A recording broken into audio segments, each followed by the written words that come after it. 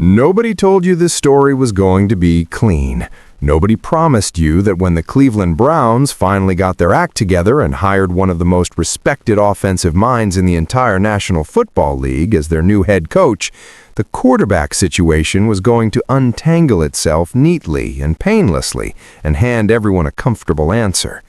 Because right now, in April of 2026, with the off-season program officially underway as of April 7th and 3 quarterbacks fighting for one job, what is unfolding inside that building in Berea, Ohio, is one of the most compelling, most tension-filled, most genuinely consequential quarterback stories anywhere in professional football. And the man at the center of it all, Todd Monken, is saying things publicly that are shaking the franchise to its foundation, things that are sending clear messages, things that are drawing invisible lines between the men competing for that starting job, things that could define the next 5 years of Cleveland Browns football in ways that nobody fully appreciates yet. And what he is not saying, what he is deliberately, strategically, pointedly refusing to say, might matter even more than the words that are actually coming out of his mouth. If you follow the Browns, if you follow Shedeur Sanders, if you care about what happens when a franchise that has been in quarterback crisis for 25 years suddenly finds itself at the most important crossroads it has faced in a generation, do not move, do not click away. Subscribe right now because we are going all the way inside this story from every angle with every detail, and we are not stopping until you understand exactly what is happening in Cleveland and why it matters far beyond just one city and one team. Let's begin with the foundation, because you cannot properly understand where the Cleveland Browns are in April of 2026 without understanding how they got there. And the road that led to this moment, this extraordinary, pressure-soaked, story-filled moment where Todd Monken is standing at a podium refusing to name a starting quarterback, is a road paved with decades of miscalculation, misfortune, mismanagement, and the specific kind of institutional heartbreak that only a city like Cleveland, Ohio, fully understands. The Cleveland Browns were reborn in 1999. Since that rebirth, they have started quarterback after quarterback after quarterback. The list is staggering in its length and in the sheer variety of failure it represents. Tim Cush was supposed to be the franchise savior, a first overall pick who never had the protection or the weapons to develop properly. Brady Quinn was a first-round hope that fizzled. Brandon Weeden was a reach that the entire league saw coming, except apparently the people making the pick. Johnny Manziel was a cultural earthquake that produced exactly nothing on the field. Baker Mayfield was the most promising of all, a first overall pick who took Cleveland to its first playoff win in nearly 2 decades, and then was traded away in a decision that still generates heated debate in Cleveland sports bars. And then came the single most damaging decision in franchise history, the acquisition of Deshaun Watson. In March 2022, the Cleveland Browns sent 3 first-round draft picks to the Houston Texans and handed Watson a fully guaranteed 5-year contract worth $230 million. $230 million, fully guaranteed. At the time of signing, Watson was facing over 20 civil lawsuits alleging sexual misconduct during massage therapy sessions. The NFL suspended him for 11 games. He returned and played below expectations. He played even worse in 2023. He tore his Achilles tendon midway through the 2024 season, ending his year early.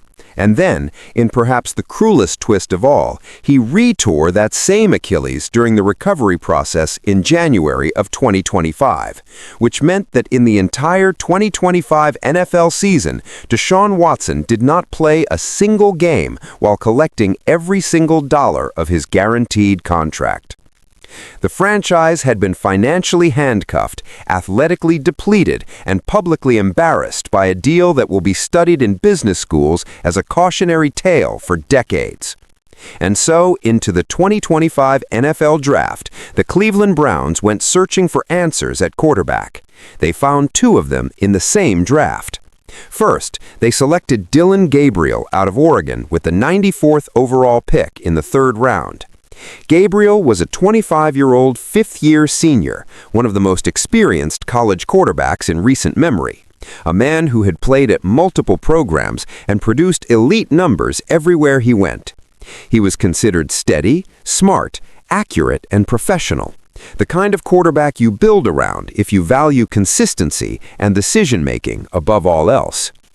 And then, the Browns made a pick that shocked absolutely nobody who had been following the draft, and yet the circumstances surrounding it shocked everyone. On April 26, 2025, Sanders was selected in the 5th round of the 2025 NFL Draft by the Cleveland Browns with the 144th overall pick. Wikipedia Shedeur Sanders, the son of Deion Sanders, the quarterback who had completed passes at a 74% clip in his final college season, the man who had been projected by multiple major mock drafts as a potential first overall selection, the player who had generated more pre-draft buzz, more media coverage, more passionate debate than any quarterback prospect in years. Falling to pick 144 in the 5th round, behind quarterbacks like Cam Ward, Jackson Dart, and others who many evaluators had ranked below Sanders before the process began. The reasons for that fall, the pre-draft interviews, the anonymous concerns from team sources, the questions about coachability, the Deion Sanders factor, had been dissected endlessly in the media. But the bottom line was simple and brutal. Shedeur Sanders entered the NFL not as the franchise cornerstone he was supposed to be, but as a 5th-round afterthought on a team that had already committed its development resources to a 3rd-round pick. Sanders hadn't been afforded any opportunities to receive first-team reps in practice, with those reps instead going to Gabriel. Yahoo Sports, 0 first-team reps in training camp. 0.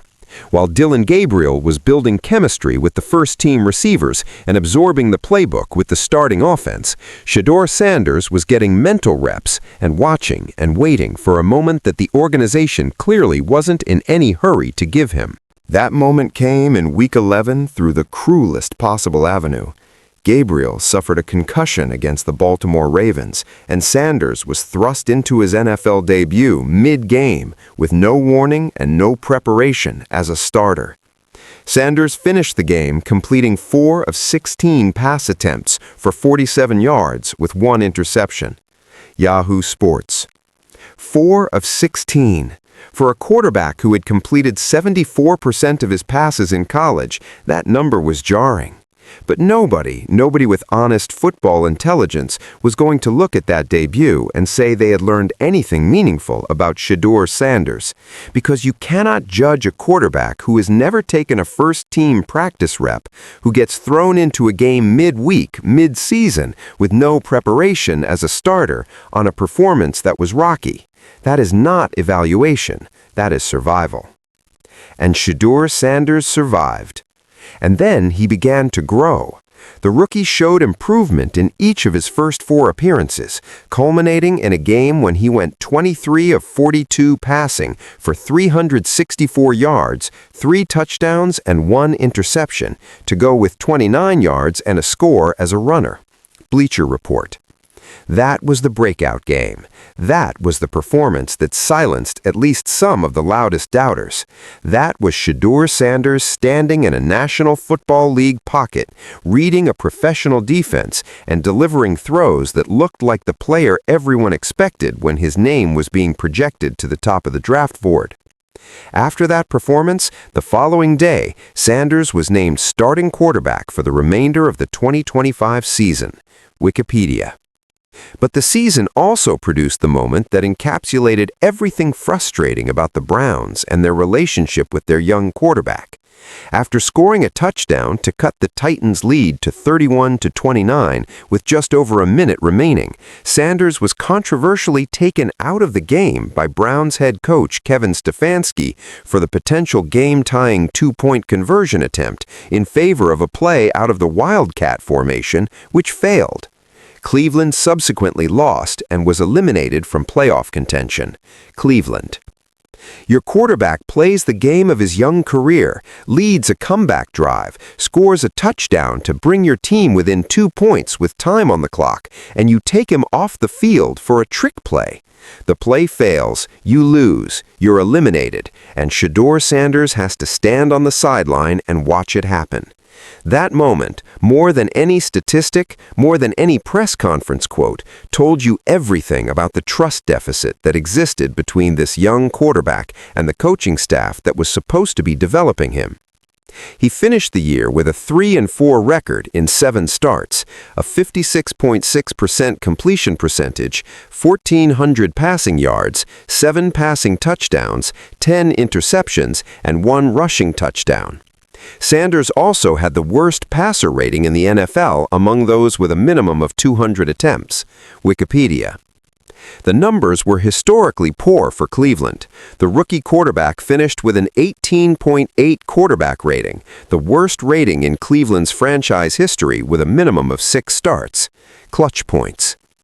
Those are facts. They are not disputable, and yet they are also deeply incomplete as an evaluation of what Shedeur Sanders is and what he can become, because the context surrounding those numbers, the lack of preparation, the brutal offensive line, the inexperienced receiver group, the concussion-driven mid-season insertion, paints a picture of a player who was set up for exactly the kind of result he produced. And then Kevin Stefanski was fired. The Browns finished 5-12. The organization looked at itself in the mirror after another lost season and decided that the change they needed had to start at the top of the coaching staff. Enter Todd Monken. Now let's talk about who Todd Monken really is, because this matters enormously for understanding everything he has said and everything he has done since walking through the doors of the Browns facility. Todd Monken is 60 years old. He has been coaching football for decades, in high school, in college, in the NFL. He has been an offensive coordinator at the highest levels of both college and professional football.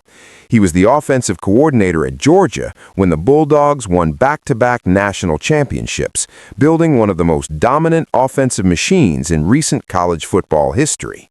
And most recently, most relevantly, most importantly for the story we are telling today, he was the offensive coordinator for the Baltimore Ravens, the architect of the system that helped Lamar Jackson become a 2-time unanimous most valuable player of the National Football League. When you help a quarterback win back-to-back MVP awards, when you design the plays, build the protections, install the read progressions, and create the environment in which a quarterback can operate at the absolute pinnacle of the position, you earn a specific and very rare credibility in evaluating quarterback talent. Todd Monken has watched Lamar Jackson from the inside. He knows what an elite quarterback looks like under the hood. He knows not just the results, but the process, the preparation, the film study, the practice habits, the way an elite quarterback thinks about the game when the cameras aren't rolling. He knows it because he built it, he coached it, he lived it. And when he looks at Shedeur Sanders and says certain things, those words carry weight that cannot be measured in conventional coaching speak. Because Todd Monken has a standard. He has seen the best, and his evaluation of what he sees in Cleveland is not guesswork. Monken said there won't be an even 3-way split in workload between holdover QBs Shedeur Sanders, Dillon Gabriel, and Deshaun Watson when the Browns' off-season program started April 7th. NFL of that statement, delivered at the AFC Coaches Breakfast at the annual league meeting in Phoenix, landed differently depending on who was listening. For Browns fans who wanted clarity, who wanted to hear that Shedeur Sanders was the guy, full stop, no competition, no drama, just commit to your young quarterback and build, it was frustrating. More uncertainty, more hedging, more Cleveland Browns quarterback drama. But for anyone who understands how elite coaches actually build quarterback competitions, Monken's message was precise and intentional and revealed far more about his coaching philosophy than it might appear on the surface. Most head coaches would leave what Monken said about Gabriel unsaid. There is usually little to be gained from publicly admonishing or putting players down to the media. The old adage, praise them in public, coach them in private, exists for a reason in leadership roles in all walks of life. Monken broke that convention deliberately. He chose to say it. He chose to make it public. And in doing so, he accomplished two things simultaneously. He put Gabriel on notice in the most public way possible, and he elevated Shedeur Sanders without explicitly giving him the job. It is a masterclass in coaching communication, saying the most important things without saying the obvious thing. Monken even mentioned that he has prominently displayed in his office the gold porcelain horse's head that Sanders gifted him this offseason because of how often Sanders visits him there. A gold porcelain horse, a gift from a player who has been in the building so consistently that he has had enough conversations with the head coach to give him a personal gift. Monken is not just keeping that horse's head on his desk because it looks nice. He is keeping it where reporters and visitors can see it. He is broadcasting the relationship. He is making a statement about which quarterback understands what this offseason requires. Monken and Shedeur Sanders nearly worked together in Baltimore as the Ravens planned to draft the former Colorado star last year, the big lead. That detail matters more than most people realize. Before the draft chaos that landed Sanders in the 5th round in Cleveland, there was a genuine possibility that he was going to be drafted by the Ravens, by the team that was building one of the most sophisticated passing attacks in the NFL around an MVP quarterback. Monken was there. He was part of those conversations. He saw the film. He evaluated the talent. And when Sanders ended up in Cleveland and Monken ended up as the head coach, the connection between them was not manufactured from scratch. It was a thread that had already been established, pulled back to the surface, and woven into something that both men are clearly invested in developing. Let's talk about what Monken has actually said about Shedeur Sanders' talent, because the full picture of his evaluation is more nuanced and more encouraging than the open competition headline suggests. Monken said, "I think what you see is elite playmaking ability. That's in him. You've seen it. We've seen it. You saw it in college. You saw it on tape last year. Sure, there's a ways to go. What first-year player doesn't have a long way to go? So I'm excited to get started with him and all of our quarterbacks and all of our players." Elite playmaking ability. That phrase, from this coach with this background, pointing at a 5th-round pick who posted the worst passer rating in Browns history last season, that is not a participation trophy comment.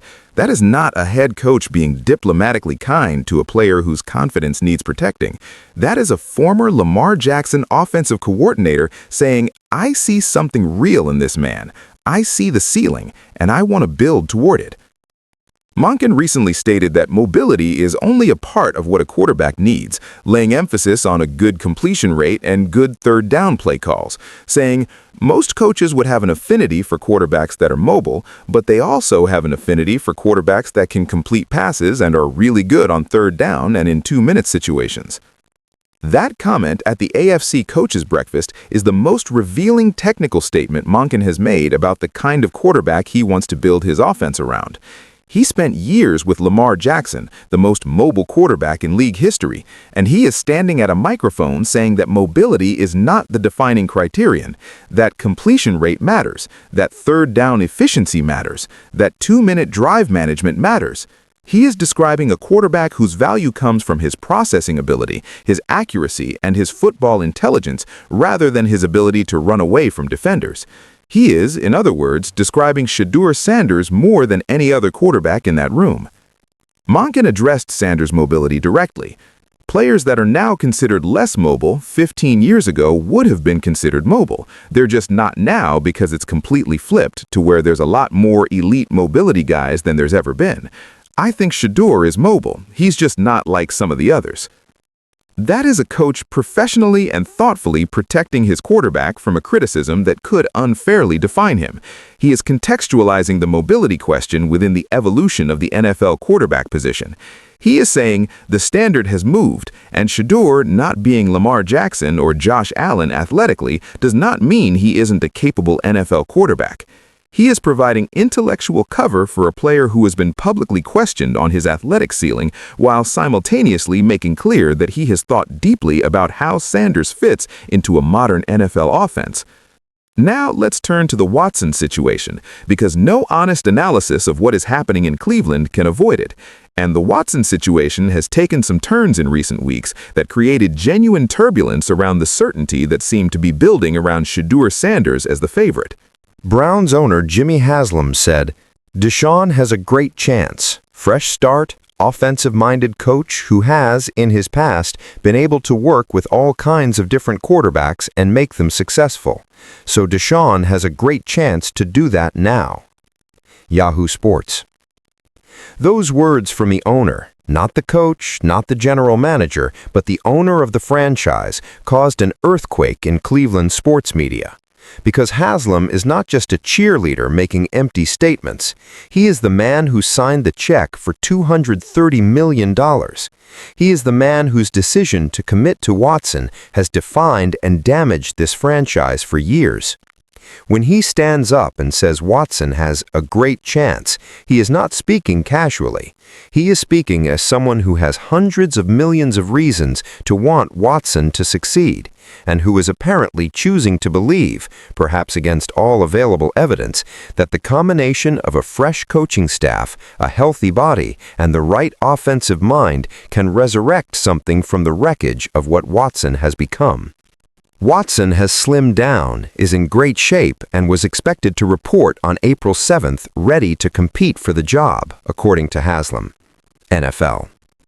The Achilles is healed, the body is ready.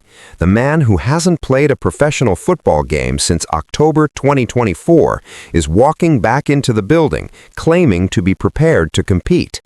And the head coach, to his enormous professional credit, has said he will evaluate Watson fairly. Monken said it would be completely unfair to rule Watson out. "I think any time that you have a player that, at one time, has exhibited the skill set at an elite level, I think you're always going to give them the benefit of the doubt that somehow we might be able to get that out of him again." Fox Sports. But here is the reality that every honest observer of this situation has to acknowledge. The Watson who played at an elite level is not the Watson who is reporting to Berea, Ohio in April 2026. That version of Watson, the 2017 through 2020 Houston version, the quarterback who posted efficiency numbers that ranked among the best in the league, has been gone for years. What the Browns have is a 30-year-old quarterback who has been surgically repaired twice on the same Achilles tendon, who played terribly in 2023 before the injuries, who carries the weight of his off-field history everywhere he goes, and who is entering the final year of a contract that has been one of the most consequential mistakes in modern NFL history. The only way Watson wins the starting job is if Sanders doesn't show the necessary improvement to take the job. Dogs by nature. That is the uncomfortable truth that hides behind all of the diplomatic language about fair competition and open evaluation. Watson's path to QB1 in Cleveland runs entirely through Shedeur Sanders failing to improve.